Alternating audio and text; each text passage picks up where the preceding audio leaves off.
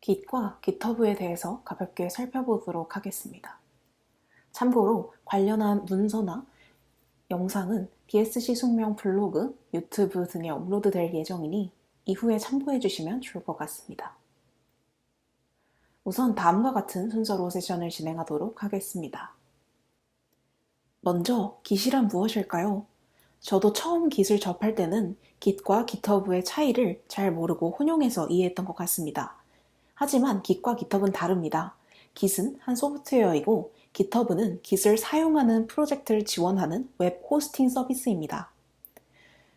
그러니까 Git에 원격 저장소를 만들고 관리할 수 있도록 해주는 서비스입니다. 쉽게 비유해보자면 구글 드라이브라고 생각하시면 편할 것 같습니다. 우리는 GitHub을 사용해서 여러 개발자들과 협업하는 방법까지 알아보도록 하겠습니다. GitHub의 기능들을 살펴보기 전에 Git에 대해서 먼저 알아볼 텐데요. Git은 분산 버전 관리 소프트웨어입니다. 버전 관리란 무엇일까요? 여러분도 이런 경험 있으신가요? 이런 것이 버전 관리입니다. 과거의 파일을 그대로 복사해서 수정하고 다른 이름으로 저장하는 것입니다. 하지만 이런 방법에는 여러 단점이 있는데요. 우리가 조별 과제를 할 때 각자의 파일 버전을 일관되게 관리할 수 없고 누가 어디를 어떻게 변경했는지 알 수 없습니다.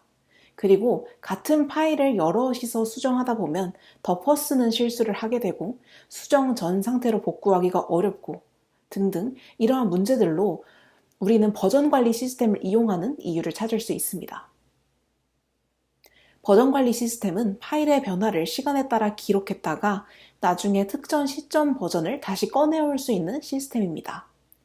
각 파일을 이전 상태로 되돌릴 수 있고 프로젝트를 통째로 이전 상태로 되돌릴 수 있고 시간에 따라서 수정 내용을 비교해 볼 수도 있고요. 누가 문제를 일으켰는지도 추적할 수 있습니다. 누가 언제 만들어낸 이슈인지도 알 수 있어요. 파일을 잃어버리거나 잘못 고쳤을 때도 쉽게 복구가 가능합니다.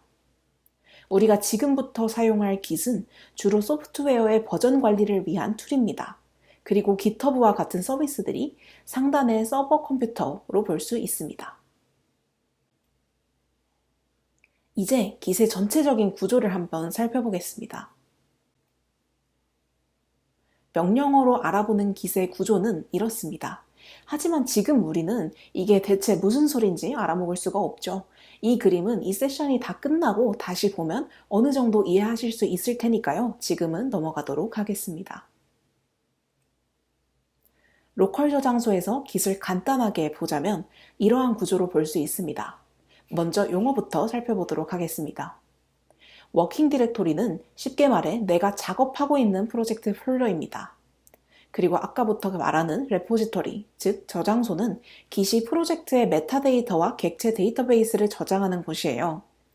git init이라는 명령어로 해당 작업 공간의 저장소를 생성하면 작업 공간 하위에 .git이라는 이름의 폴더가 생깁니다. .git 폴더가 바로 이 로컬 git 저장소입니다. 이 저장소 안을 뜯어보면 모든 커밋들이 들어있습니다. 자, 그럼 이제 커밋이라는 건 뭘까요? 커밋은 어떠한 순간, 작업 공간, 워킹 디렉토리의 상태를 저장한 것입니다. 즉, 커밋을 한다는 것은 워킹 디렉토리의 모든 파일과 파일의 데이터를 사진 찍듯이 스냅샷을 찍어서 저장소에 저장하는 것입니다. 그럼 이제 Git이 기본적으로 하는 일을 알아볼게요. 첫 번째로는 워킹 디렉토리에서 파일을 수정한다. 두 번째로 스테이징 에리아에 파일을 스테이지해서 커밋할 스냅샷을 만든다. 이때 모든 파일을 추가할 수도 선택해서 추가할 수도 있다는 점. 세 번째로는 스테이징 에리아에 있는 파일을 커밋해서 Git 디렉토리에 영구적인 스냅샷으로 저장한다. 이렇게 있는데요. 여기서 커밋이 실제로 동작할 때는 워킹 디렉토리에 있는 변경 내용을 저장소에 바로 기록하는 것이 아니라 먼저 그 사이 공간인 스테이징 에리아에 파일 상태를 기록하게 되어 있습니다. 여기서 스테이징 에리아는 기술적으로 인덱스라고 부르는데 편의상 스테이징 에리아로 부르겠습니다. 여기에 파일 상태를 기록하는 것을 스테이징이라고 합니다. 따라서 저장소의 변경 사항을 기록할 때는 기록하고자 하는 모든 변경 사항들이 인덱스, 즉 스테이징 에리아에 존재해야 합니다. 다시 한번 파일 상태로 보자면 여러 개의 파일을 수정했지만 몇 개만 골라서 저장소에 커밋하고 싶다면 커밋할 파일을 선택하는 작업이 스테이징 과정입니다. readme.md 파일이 변경되었지만 아직 스테이징 되지 않았죠. 초록색으로 표시된 스테이징된 index.html, app.html이 현재 스냅샷을 찍을 커밋의 대상이 되는 것입니다. 이렇게 스테이징 에리아가 중간에 있어서 워킹 디렉토리 안에 있는 커밋이 필요 없는 파일들을 포함하지 않도록 할 수 있고 변경 사항 중 일부만 스테이징해서 커밋할 수 있습니다. 자, 이제 Git을 혼자서 명령어를 배우면서 써볼게요. 먼저 버전 관리를 하고자 하는 디렉터리에 Git 저장소를 만들어야 합니다. git init 명령어는 디렉터리를 Git 저장소로 만드는 기능을 수행합니다. git init 명령어를 입력하니 .git 디렉터리가 생긴 것을 볼 수 있습니다. 이제 git practice라는 우리의 폴더 안에서 git 명령어를 사용할 수 있고 이 폴더에 대한 버전 관리를 시작할 수 있습니다. 이제 커밋이라는 것을 하기 전에 알아봐야 할 것이 있습니다. 파일을 수정, 생성, 삭제하면 커밋에서 변경 사항을 기록합니다. 근데 Git은 백업을 하는 게 아니라 변경된 부분만 추적하고 기록합니다. 그래서 Git에서의 파일 상태는 다음과 같은데요. untracked, 추적되지 않는 상태, modified, 수정된 상태, staged, 스테이징된 상태를 의미합니다. 파일의 변경 사항을 추적하기 위해서는 트랙해야 하는데요.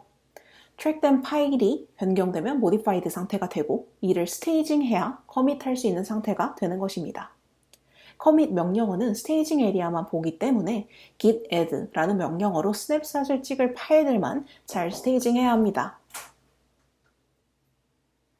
가장 상단에 보이는 명령어를 통해서 index.html 파일을 추가했고 현재 워킹 디렉터리의 상태를 보기 위해서 git status라는 명령어를 사용했습니다. untracked 파일에 index.html이 보이죠? 이를 커밋하려면 git add 명령어로 이 파일을 스테이징해야 합니다. git add 명령어로 스테이징을 해줬다면 우리가 처음으로 untracked 파일을 스테이징해서 추적을 해줬으니 이제 이 파일은 git의 추적 대상이 됩니다. git commit m commit message 명령어를 이용해서 간편하게 명령어 창에서 한 줄로 커밋 메시지를 작성해 커밋합니다. 여기서 커밋 메시지를 잘 작성하는 것도 중요한데요. 당장은 별로 쓸모가 없어 보일 수도 있지만 우리가 나중에 커밋 메시지를 볼 일이 생기기 때문에 이를 잘 작성하는 법은 찾아보시면 좋을 것 같습니다. 우리가 커밋을 한 후에 잘 되었는지 git log 명령어로 커밋 로그를 확인해 봅니다. 그리고 커밋하는 단위는 너무 커도 너무 작아도 안 좋은데요. 개인적인 경험상으로는 여러 종류의 변경 사항을 섞어서 커밋하는 것보다는 한 커밋에 한 기능 정도로 나눠서 커밋하는 것이 나을 것 같습니다. 커밋 범위에 관한 것 또한 나중에 더 찾아보시면 좋을 것 같습니다. 추가로 index.html을 수정해 봅시다. 헤드 태그를 붙여주었고 다시 스테이터스 명령어로 현재 상태를 확인해 봅니다. modified로 파일의 상태가 바뀐 것이 보이시죠? git diff 명령어로 현재 워킹 디렉토리와 스테이징 에리아를 비교해 볼 수 있습니다. 그리고 변경 사항을 add head tag라는 메시지로 커밋하고 git log 온라인 명령어로 한 줄로 커밋 로그를 확인해 보았습니다. 이제 GitHub라는 원격 저장소에 버전 관리하는 우리의 레포지토리를 올려봅시다. 우선 레포지토리를 생성합니다. 레포지토리 이름은 로컬 저장소 폴더 이름과 통일하는 것이 좋습니다. 아래 디스크립션에는 레포지토리에 대한 간단한 설명을 작성합니다. 저장소를 public, private하게 설정할 수 있고요. 참고로 학교 메일을 GitHub에 등록하시면 private로도 사용이 가능합니다. readme 파일은 지금은 하지 않겠지만 나중에 다른 사람이 이 저장소를 보았을 때 이 저장소에 대한 설명, 버전, 사용법 등을 알 수 있도록 씁니다. 마크다운 언어로 쓸 수 있는데요. 이는 나중에 따로 마크다운 언어 사용법도 찾아보시면서 readme 파일을 작성을 해보시면 좋을 것 같습니다. 그리고 git ignore 파일은 원격 저장소에 올리지 않을, 추적하지 않을 파일들과 폴더 등을 명시하는 파일로 이 파일에 쓰여진 파일이나 폴더 등은 자동으로 Git이 추적하지 않기 때문에 스테이징할 때 쓸데없는 파일은 빼고 원하는 파일만 쉽게 올릴 수 있습니다. PPT에 적어둔 git ignore 파일은 실제로 제가 사용했던 예시인데요. 아이디어는 이클립스나 비주얼 스튜디오 같은 편집기의 설정 폴더이고 노드 모듈스는 외장 모듈, 라이브러리 등을 모은 폴더이고 dist는 배포하는 파일을 모아둔 폴더, orm config.js는 아마 클라우드 계정의 키였던 것 같고 네, 그렇습니다. 이렇게 원격 저장소에 올리면 안 되는 중요한 키나 남들이 만든 모듈 라이브러리 같은 것들은 git ignore 파일에 적어주시면 됩니다. 그리고 참고로 가장 중요한 부분이지만 개인정보를 담고 있는 파일은 절대로 GitHub에 올리지 않는 것을 꼭 주의하시기 바랍니다. git remote add origin 원격 저장소 명을 입력을 했을 때 원격 저장소 주소를 이제 로컬 저장소에 origin이라는 별칭으로 저장을 해줍니다. 이때 origin이라는 말 대신에 다른 별칭을 적어도 상관없지만 대부분은 오리진을 기본 이름으로 두고 있습니다. 그리고 코드 내에는 적지 않았지만 git remote-v라고 입력하면 연결된 원격 저장소가 무엇인지에 대해서 보여줍니다.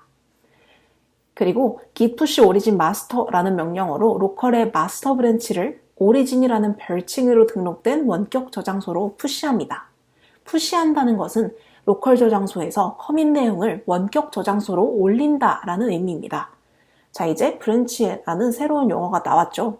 이 브랜치에 대해서 알아보도록 합시다.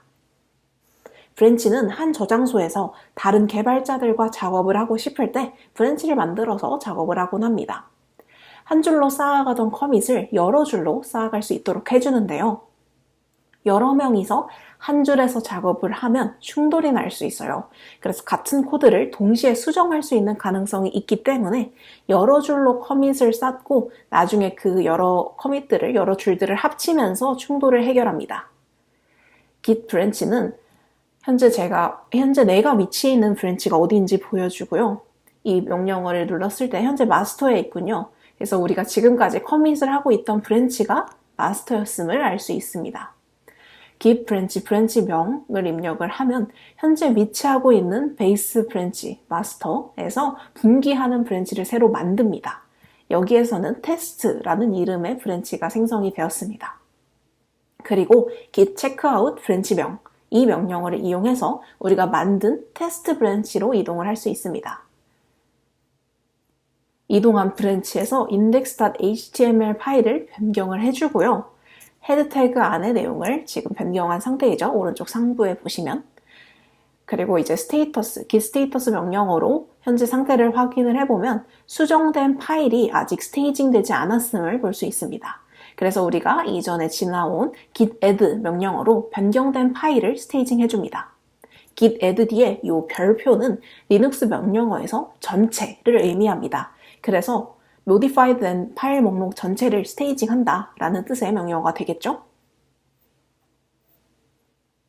자, 이제 다시 상태를 확인해보면 커밋될 준비가 완료되었고 git commit 명령어로 커밋 메시지를 작성하면서 커밋을 완료했습니다. 이제 git log 명령어로 커밋 로그를 확인을 해보면 3개의 커밋이 쌓여있죠?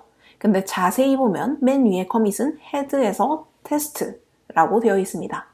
헤드는 현재 체크아웃된 커밋을 가리킵니다. 즉, 현재 작업 중인 커밋입니다. 헤드는 항상 작업 트리의 가장 최근 커밋을 가리키는데요.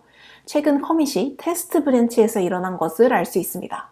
그에 따라서 브랜치는 오른쪽 그림과 같이 마스터 브랜치에서 분기되겠죠. 이렇게 마스터에서 브랜치를 새로 따서 소스코드를 수정하는 이유는 무엇일까요? 바로 마스터의 변경 내용을 바로 반영하지 않기 위해서입니다. 왜냐하면 마스터는 대부분 완벽한 최종 버전의 소스코드를 가져가곤 하기 때문입니다. 이와 관련해서는 다음 페이지에서 좀 더 알아보도록 하고요. 참고로 우리가 앞 페이지에서 했던 브랜치를 만들고 해당 브랜치로 이동하는 과정을 git checkout-b 브랜치명 명령어로 한 번에 할 수도 있습니다.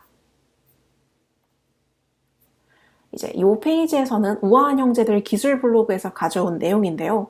실무에서는 이렇게 브랜치를 나눠서 실제로 출시하는 브랜치와 개발하는 브랜치를 나눠서 관리한다고 합니다. 앞서 말했듯이 우리가 커밋의 단위나 메시지가 중요하다라는 말을 했었는데요.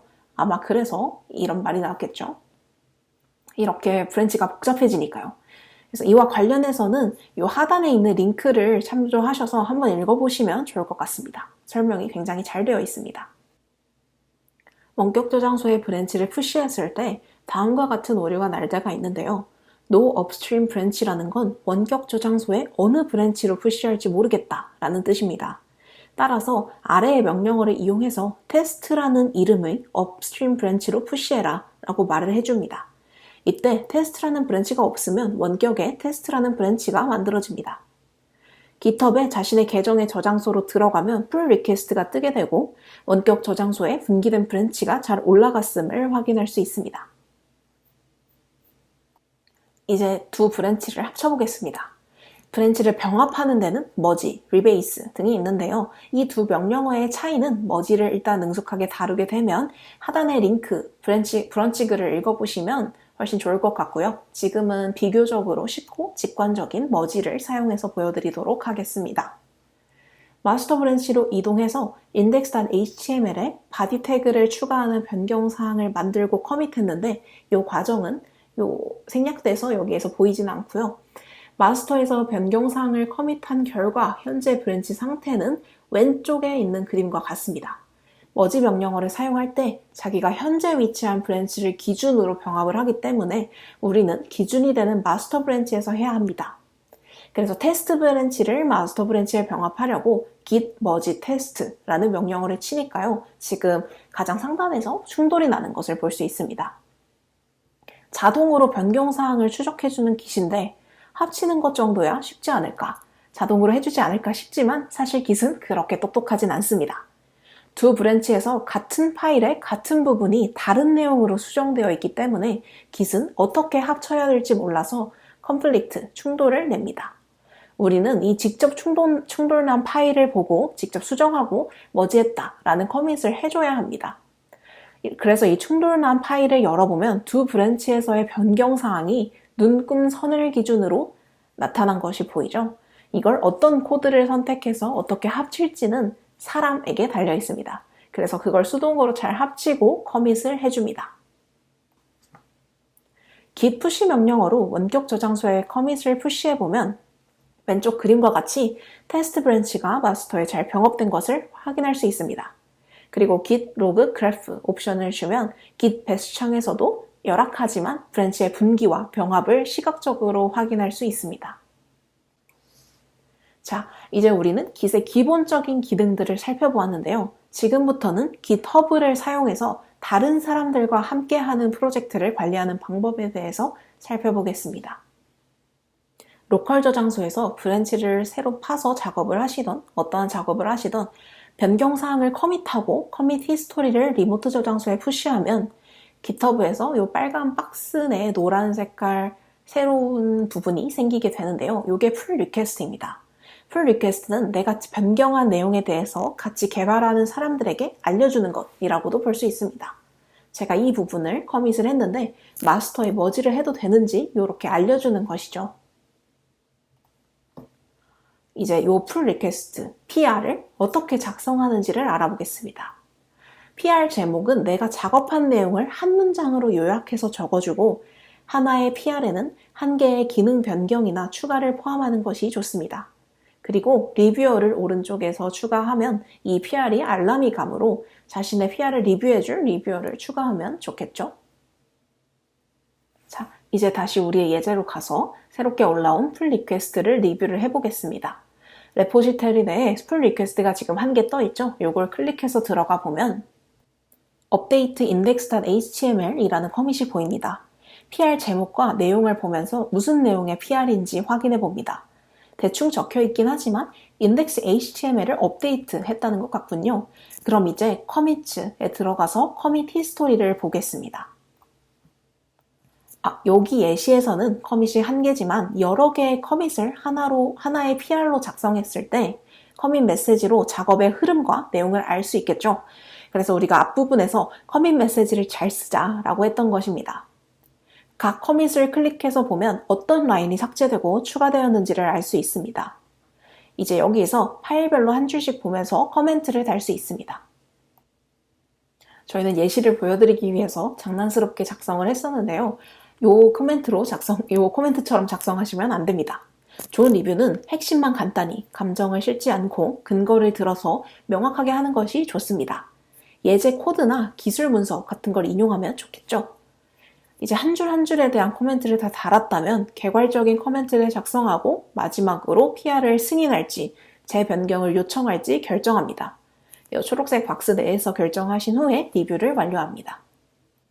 녹색 박스에서 보이는 것처럼 스쿼시 앤 머지, 그냥 머지, 리베이스 앤 머지 등 다양한 병합 옵션이 있는데 이것에 대해서는 나중에 좀 더 자세히 검색을 해보시면 좋을 것 같습니다.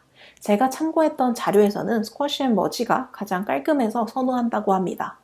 로컬의 커밋 로그가 마스터에서 보이진 않겠지만 마스터 브랜치를 깔끔하게 보고 싶으면 그렇게 하는 것이 좋을 것 같네요.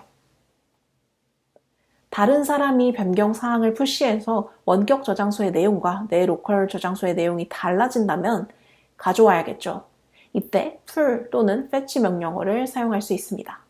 쉽게 말하면 fetch는 리모트 저장소에서 가져오기만 하기 때문에 신중하게 비교하면서 무턱대고 병합하진 않겠다라는 것이고 풀은 fetch를 하는 동시에 머지를 하겠다라는 뜻입니다.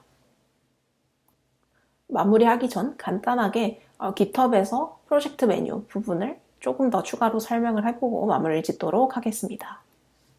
이제 GitHub에서는 프로젝트를 관리하는 데 유용한 서비스가 있습니다. 개발을 할 때, 특히 여러 명이서 개발을 할 때는 프로젝트를 관리하는 문서나 보드가 필요할 때가 있는데요. GitHub에서는 프로젝트 탭에서 이러한 기능을 제공합니다. 이슈 관리, 일정 관리, 코드 리뷰, 버그 리포트 등을 할 수 있습니다. 하단의 참고 자료 부분 링크나 검색을 통해서 프로젝트 탭을 활용하는 방법을 알아보시면 더 좋을 것 같습니다. 이상으로 Git과 GitHub에 대한 세션을 마치도록 하겠고요. 질문 있으시면 질문 주시면 좋을 것 같습니다.